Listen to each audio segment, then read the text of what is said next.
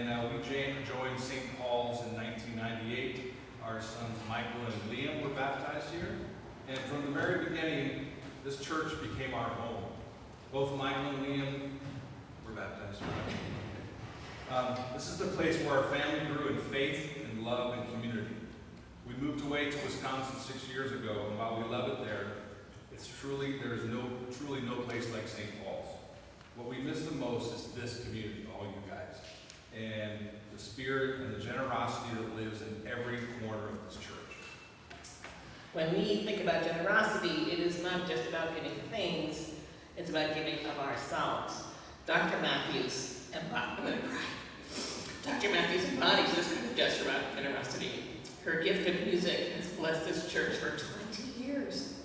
But it's her generosity of spirit, her willingness to share her talent, her faith, and her time that has transformed lives. When Dr. Matthews had this dream of a choir school, I was lucky to help her get it started. Watching that dream come to reality and watching it shape literally hundreds of kids and their families has been one of the most important things I contributed to here. So when Ann Consells texted me that it was 20 years since Dr. Matthews came to St. Paul's, we knew we had to be here today to help celebrate with everyone her incredible contribution to the world. Our son Michael is one of those kids whose life was changed by Dr. Matthews. When he was 10, he begged Dr. Matthews every single day to teach him the organ, even though he couldn't do what he was supposed to be able to do.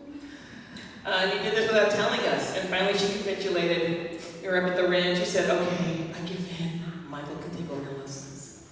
We're like, what? Do we need to get an organ? What is this? That small act of generosity set him on his life's path. Today, among other things, he is a church music director and organist in Chicago, which is why he can't be here today, because he's there, carrying on that same love of music and faith into a different community. And he's traveled with the choir for all 3 residencies in England, which has been a joy for him. And for our son Liam, who didn't speak sentences until he was 8, St. Paul's was part of the village that nurtured and celebrated him exactly as he was. He's not shy, as many of you know. I still have the audio of when Reverend Sally Bolter asked the congregation, what are we doing after church today?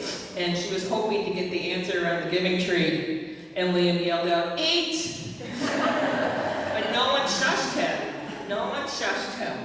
And I will never forget the first time he served as an acolyte. There was not a dry eye in the house. I'm looking at you, Tish Busso. The love and generosity of this community helped him grow into the joyful, kind person he was born to be.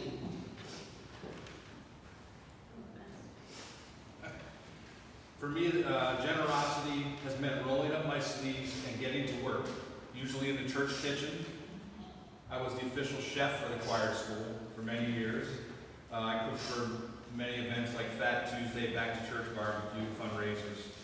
I also had the honor of leading the columbarium team, tending to the sacred space and presiding over many interments, both my mom and Lee's mom. Are in the columbarium. Spending time there was a special place for me and reminded me that St. Paul's generosity doesn't end at the door. It surrounds us in life and in death and grief and joy. And I really enjoyed being an usher, and as Rob Adams used to call it, the secret service of St. Paul.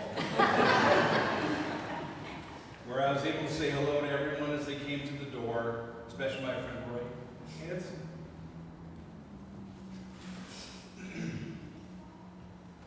And made sure that Reese Foster put enough money in the collection. You have to jingle it a few times. What St. Paul taught us is that generosity and spirituality are deeply connected. The more we gave, our time, our energy, our gifts, our money, the more we received in love and a deeper connection to each other, and the bigger difference we were able to make. This community showed us that when we live generously, when we use our gifts to make a difference in the world, we help create that world that Jesus imagined. A world rooted in love, compassion, and of course, beautiful, meaningful music.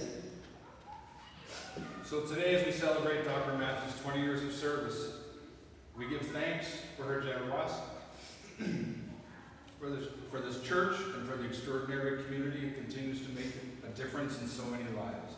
St. Paul's has always been a place where generosity lives. It's a village where faith takes shape through love, service, and music, and we are forever grateful to have been part of it.